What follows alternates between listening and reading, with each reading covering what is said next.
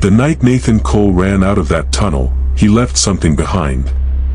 He didn't know it then.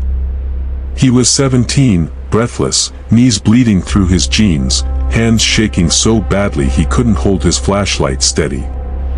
He thought he'd left everything that mattered inside that basement, his dignity, maybe a shoe, definitely whatever version of himself still believed the world made sense. He was wrong. What he actually left behind was a door. Open. And something on the other side of it had his scent now.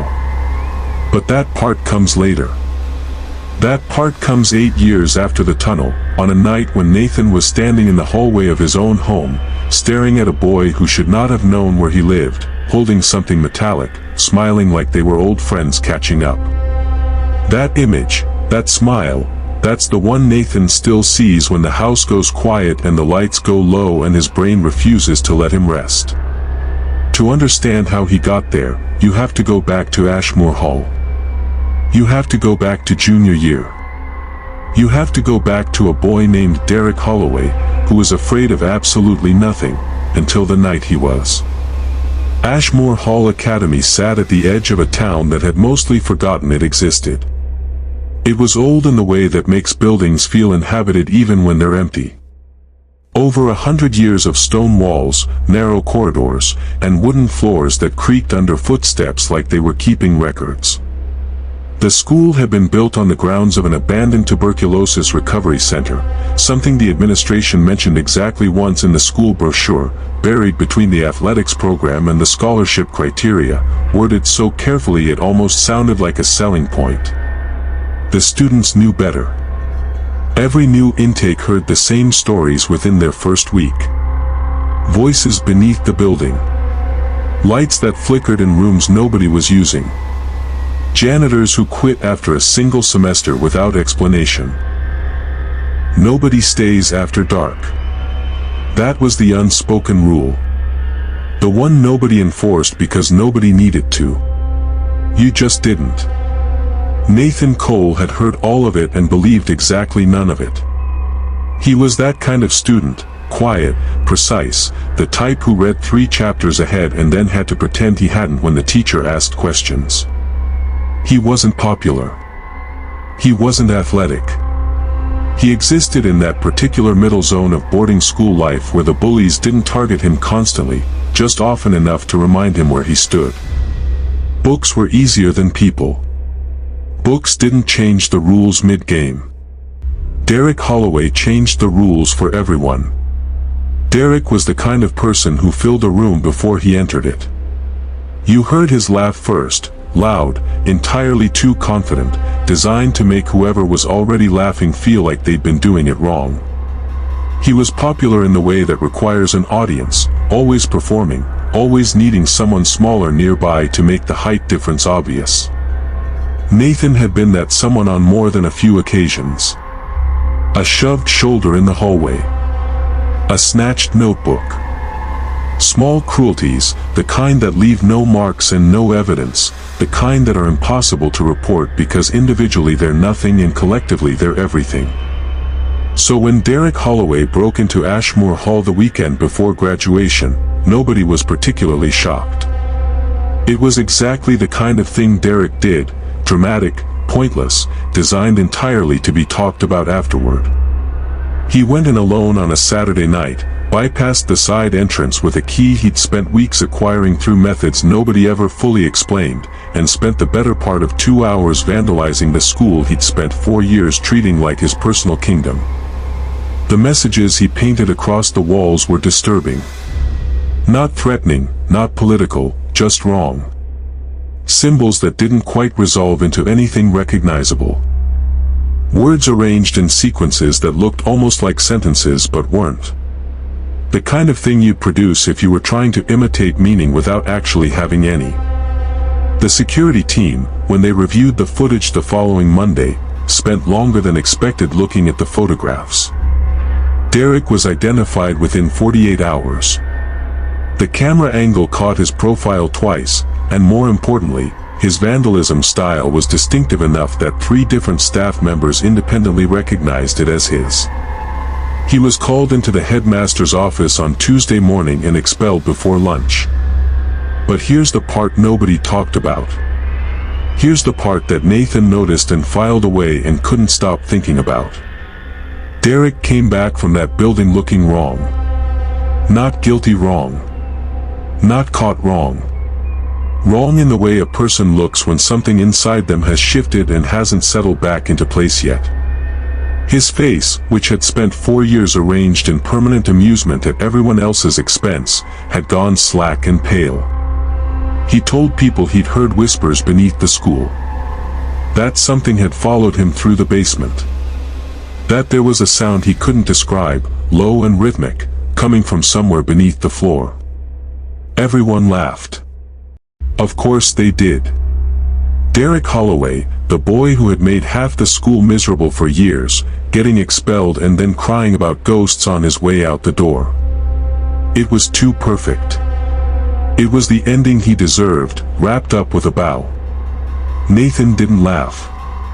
Nathan watched Derek's face while he told the story and registered something he'd spent 4 years learning to read in people who didn't realize they were showing it.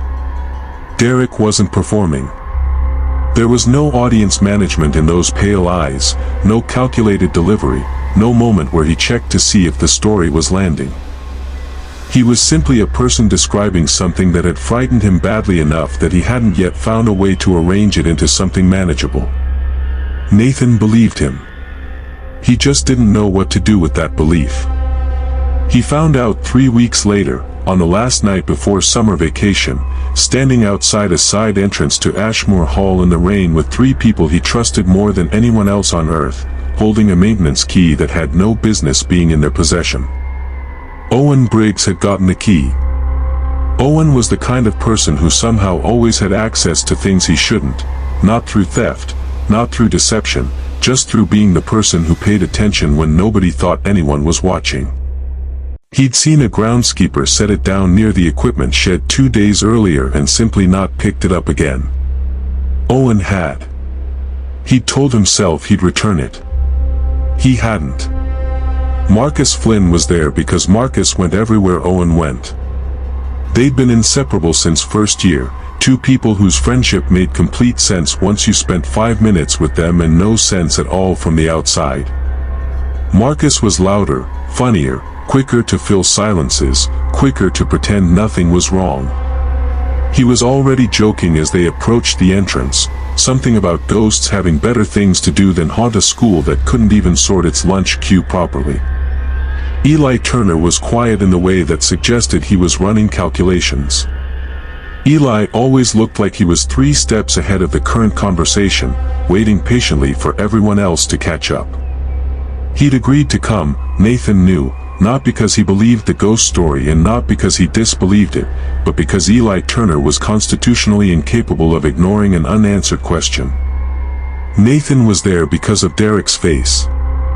Owen unlocked the side door and pushed it open and the 4 of them stepped into Ashmoor Hall. The building at night was a different place entirely. During the day it was just a school, worn and eccentric and faintly oppressive in the way all institutions are, but navigable, familiar, comprehensible. At night it became something else.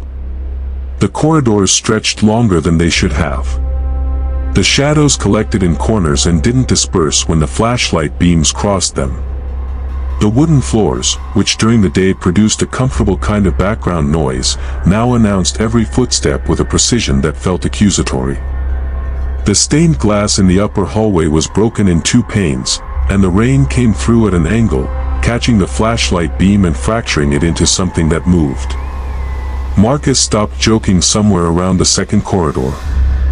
Eli's jaw set. Owen kept his eyes forward and his pace steady.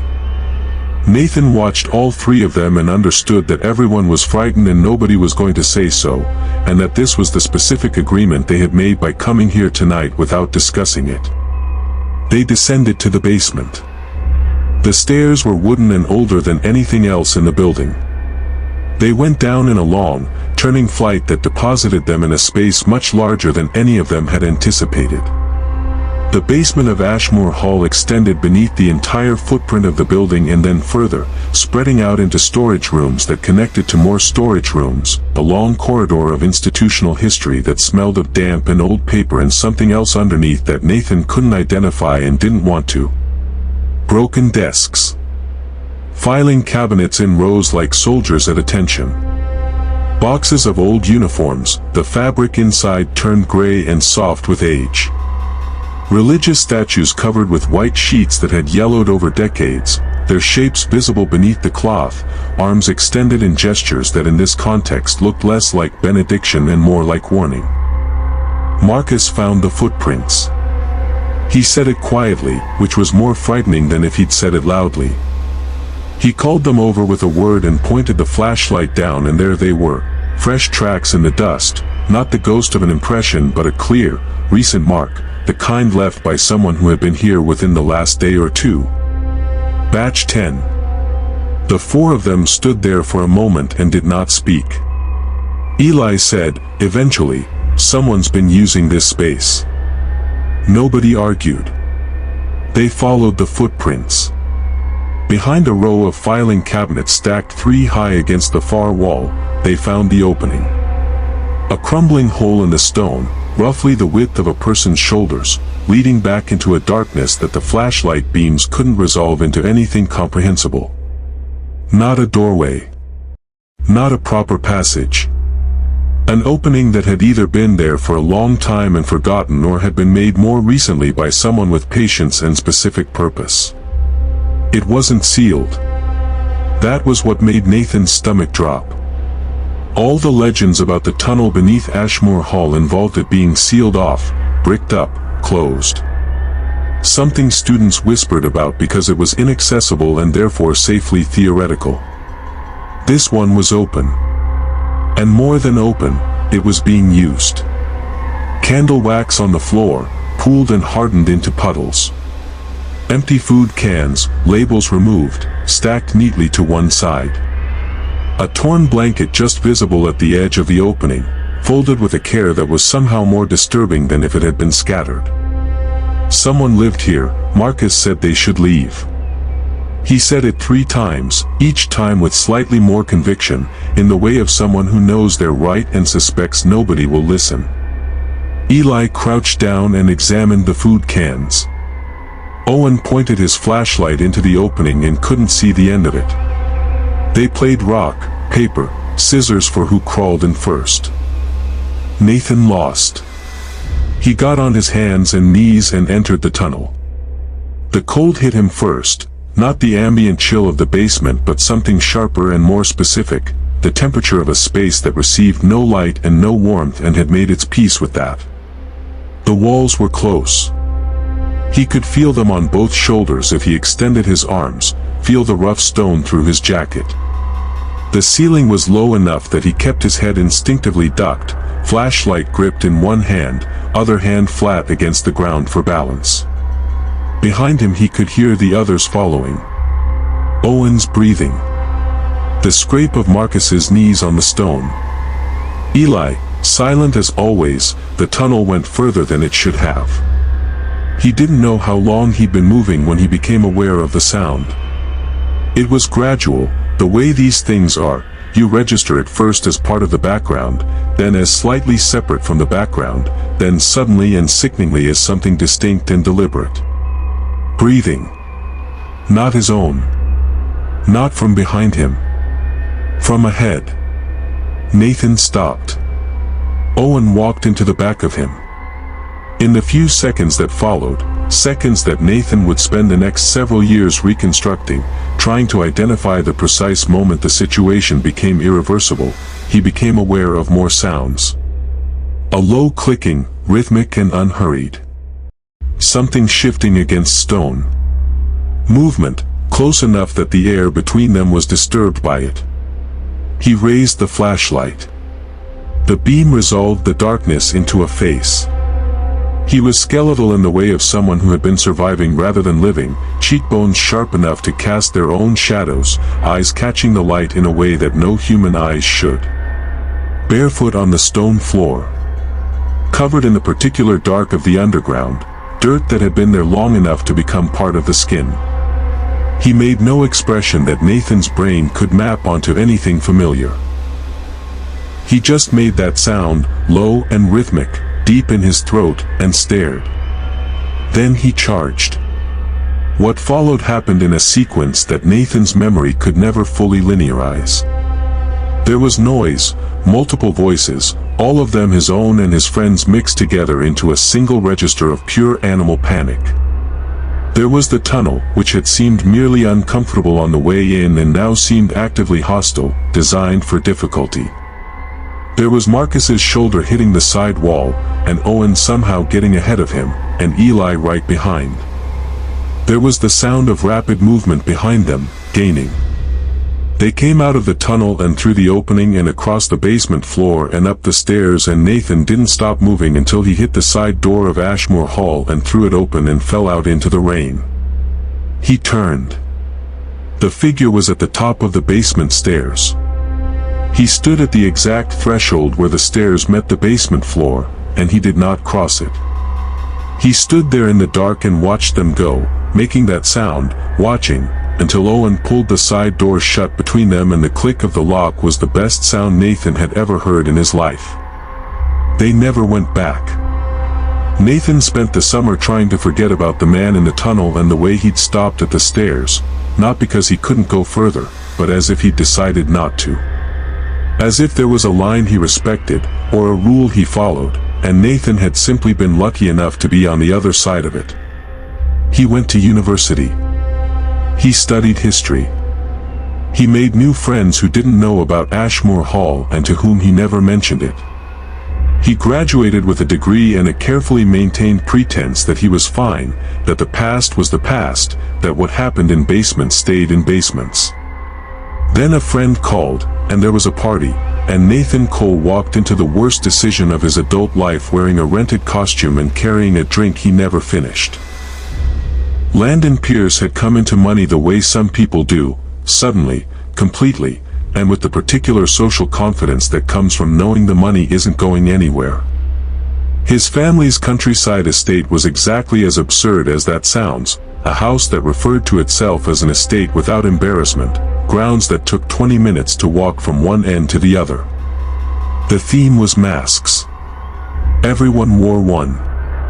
The effect, multiplied across 200 people spread between the house and the grounds and the bonfire by the tree lean, was of being at a celebration hosted by strangers, even when you recognized the voice coming from behind the mask. Nathan had come in a dark jacket and a plain half-mask that covered the upper part of his face and resolved him into anonymity, which was exactly what he wanted. He was 3 drinks in and finally starting to relax when he noticed her. She was standing at the edge of the crowd near the door to the garden, and she was not doing what everyone else was doing. Everyone else was talking, dancing, moving through the social choreography of a party with varying degrees of success. She was standing still. She was watching him specifically. He registered this with the particular instinct that comes from years of being the person in the room who other people notice before he notices them. There was no doubt in his mind. She was watching him. The ivory fox mask covered most of her face. White sweater, black skirt, no drink in her hand. The mask was beautiful in the way that made it slightly uncanny, too precise, too detailed, the fox's expression captured at a moment that could have been curiosity or could have been hunger. Nathan told himself she wasn't watching him.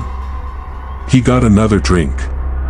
He found Marcus, who was at the party because Marcus was always wherever something was happening, and talked for 20 minutes about nothing significant.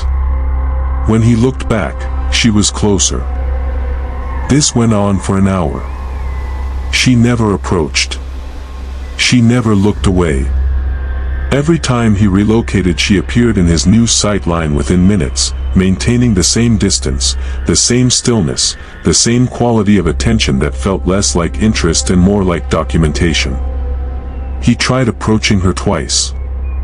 Both times she was gone before he got within 10 feet, and when he looked around the room she wasn't there, and then a few minutes later she was somewhere else, watching. Then she waved at him from the garden door and walked outside. He followed. He cannot fully explain, now, why he followed. The decision made a kind of logic in the moment that dissolved immediately afterward, the way nightmare logic does when you wake up and try to reconstruct it. She was going into the garden, and then she was going past the garden and into the dark beyond the bonfire's reach, toward the tree-line, and Nathan was behind her at a distance that felt reasonable and kept feeling reasonable right up until it wasn't. She stopped at the edge of the woods. She reached up and removed the mask. He couldn't see her face clearly in the dark, just the shape of her, long dark hair, slight frame, the mask hanging from her fingers. He came forward to get a better look, close enough now that he could hear her breathing, and she said, quietly, as if they were continuing a conversation that had started some time ago. I wondered how long it would take. He recognized the voice. He placed it in the same instant that he understood why he recognized it, a friend of Vanessa's. Someone he'd met twice, maybe 3 times, during the 2 years he'd been with Vanessa Hale. The blow came from his left, from behind the tree-line, and Nathan moved wrong or right depending on how you look at it. The bat caught his shoulder instead of his skull, and the pain was immediate and enormous, and he was running before he'd consciously decided to run, crashing through the edge of the undergrowth with the sound of footsteps behind him and Vanessa Hale's voice, changed completely from the version he'd known, saying things that his brain refused to record properly in the shock and adrenaline of the moment. He made the bonfire. He made the crowd. He was screaming before he registered screaming. The party erupted around him in the particular chaos of 200 costumed people suddenly confronted with something that was not part of the evening's program. Police were called. The woods were searched. Vanessa was gone. No arrest. No charge. Nathan gave his statement 3 times to 3 different officers, and each time felt the story becoming less credible as he told it. He moved on. He tried to. He told himself this was the last of it. He became a teacher. Westbrook Senior High was not Ashmoor Hall. It was a public school, unremarkable in the way that is actually deeply reassuring after years of institutions with histories. No tunnels beneath it, as far as anyone knew. No legends. The students were 17 and 18 and mostly interested in finishing the year and starting whatever came next, which Nathan understood because he had been them, once, before the basement. He'd come in as a substitute history teacher, which meant the students initially regarded him with the specific contempt reserved for substitutes everywhere. Nathan surprised them. Instead of lectures, he held debates. Instead of dates and names, he gave them causality, not what happened but why, not who won but what was lost. The respect came slowly and then all at once, the way these things do. Caleb Mercer sat in the 3rd row. Nathan noticed him in the first session because Caleb Mercer was the kind of student you couldn't not notice, even though he gave you very little to work with. He was quiet. He was intelligent in a way that expressed itself through the quality of his attention rather than through contribution. He was polite. He was always early. He watched Nathan with an interest that was clearly academic and clearly more than academic. He should have thought about it more. The last day of the term was winding down in the particular low-energy way of last days everywhere. Nathan packed his things at the end of the final period and said goodbye to the room and walked down the corridor toward the exit and realized he'd left his backpack. He went back. Caleb Mercer was in the classroom. The room should have been empty. Nathan stood in the doorway and looked at a student who by every reasonable metric should have been somewhere else by now, sitting calmly in the 3rd row seat he'd occupied for the entire term, looking at the front of the room. He turned when Nathan entered. He said, "I don't think this is goodbye." Nathan laughed. The laugh was automatic, the social reflex of someone who has just encountered an ambiguous statement and chosen the most comfortable interpretation. He picked up his backpack from the side where he'd left it, except it wasn't where he'd left it. It was on the other side of the room, on a different desk, oriented differently than he'd set it down. He looked at Caleb. Caleb looked back. He didn't explain. Nathan checked the bag. Nothing was missing. Nothing seemed disturbed. He stood in the corridor afterward and told himself that students moved things sometimes, that the room had been full and busy and he probably misremembered where he'd set it down. He told himself this with the practiced confidence of a person who has learned to prefer a reasonable explanation over an accurate one. He went home. He went on with his life. He let 3 weeks pass and then 4 and convinced himself he'd been right to let it go. The motion sensor went off at 2:14 in the morning. Nathan registered it the way you register an alarm when you're deep in sleep, first as part of a dream, then as something separate from the dream, then with a jolt of clarity that brought him upright before he'd consciously processed what he was hearing. The sensor covered the backyard. It had gone off twice before, both times raccoons. He lay in the dark and waited for it to cycle down. It didn't cycle down, he got up. The back door was unlocked. He tested the handle and it gave and the door swung open into the backyard and he stood there in the doorway looking out at a space that he knew was empty but which registered as not empty to something older and less verbal than his conscious mind. There were footprints in the soft ground near the garden. Leading to the back door. Leading inside. He turned around. The house was quiet in the specific way that houses are quiet when something is wrong with the quiet. He stood in the kitchen and listened and heard nothing and knew, with a certainty that bypassed logic entirely, that he was not alone. He walked to the hallway. He looked toward his daughter's bedroom. There was a figure standing outside the door. The shape was familiar in the way that took a moment to resolve, the brain cycling through possibilities and rejecting them until it landed on the one that made the least sense and was therefore certainly true. He was holding something that caught the low light from the window at the end of the hall and gave it back as a dull metallic gleam. Caleb Mercer turned around. He smiled. He said, "I remembered where you live." Nathan's voice came out from somewhere he wasn't entirely in control of. He said his daughter's name. He said it once, loudly, the sound of it transforming the hallway into something real, breaking the moment's particular unreality, and then he was on his phone and his spouse was coming out of the bedroom door and Caleb Mercer was already at the window Nathan would later realize had been unlocked since the afternoon. The lock interfered with in a way so subtle it had looked like where. And then the window was open and there was nothing beyond it but the dark. Police arrived in 11 minutes. They searched the property and the street and found nothing. Nathan gave his statement. He gave Caleb's name, his school, his last known address. Investigations were conducted. Inquiries were made. No arrest. No evidence. Nathan installed cameras. He changed the locks.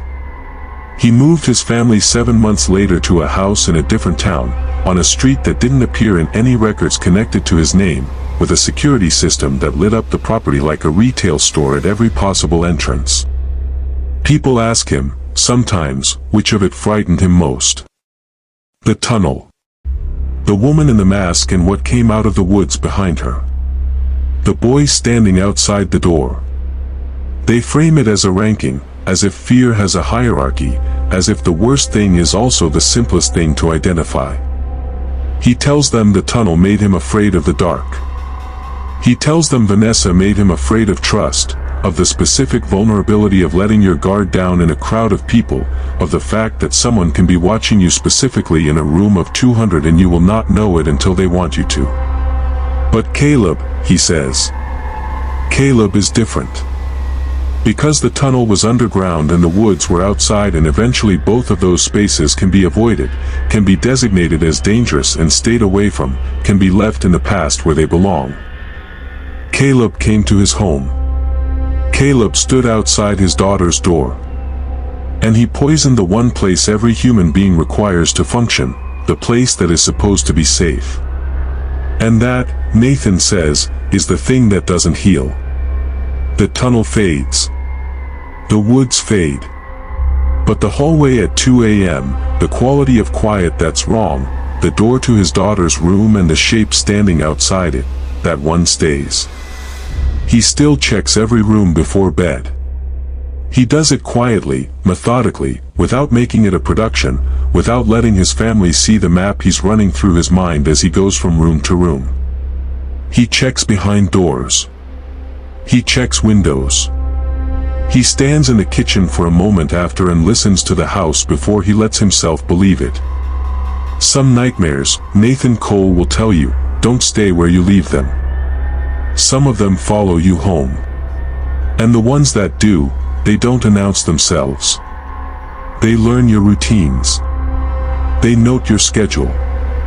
They find out where you live. They wait until you've convinced yourself it's over and the world is safe again and you've finally let yourself stop looking over your shoulder. And then they remind you that stopping was exactly what they were waiting for. If this story kept you watching, if any part of it made you check the door behind you or listen a little harder to the quiet, then you already know why these stories matter. Subscribe so you never miss one. Drop a comment telling me which part got under your skin the most. And if you're watching this at night and you're alone in the house, well, make sure all your windows are locked. We'll see you next time.